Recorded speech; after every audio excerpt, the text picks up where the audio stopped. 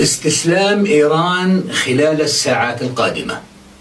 القلاع تتساقط والأسوار أزيلت عن بكرة أبيها، والمرشد الإيراني الجديد مجتبى خامنئي لقى حتفه مع أبيه وزوجته وبنيه منذ اليوم الثاني للحرب، وما زال الحرس الثوري الإيراني يخفي ذلك لكي يوهم العالم بأن القرارات ما زالت تصدر باسم المرشد لكي تأخذ شرعيتها.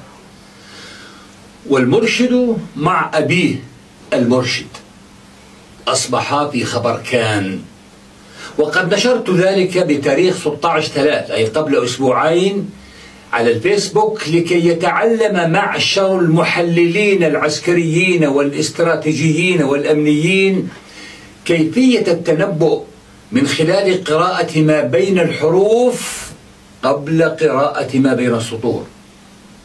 قياسا على ذلك، كل المعلومات والقرارات والاستعدادات والطلعات والضربات الموجعة تؤشر على أن الأمريكان ومعهم الكيان سيوقعان بإيران الضربة القاضية، وستنتهي الحرب وتعلن إيران استسلامها وموافقتها على البنود 15، وعندها ستعترف إيران بأن المرشد الابن قد لقى حتفه بعد أن تعاظم جرحه. وبعد كل هذا وذاك ستتهاوى كل الخلايا والأذرع والفصائل والأحزاب المرتبطة بإيران، سواء في لبنان أو العراق أو اليمن أو غيرها.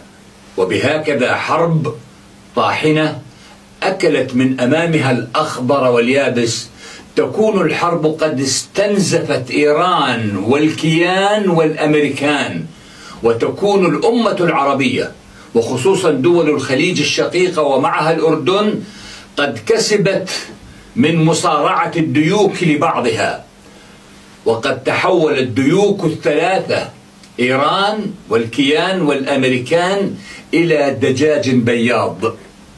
كل عام والشرق الأوسط الجديد بألف خير.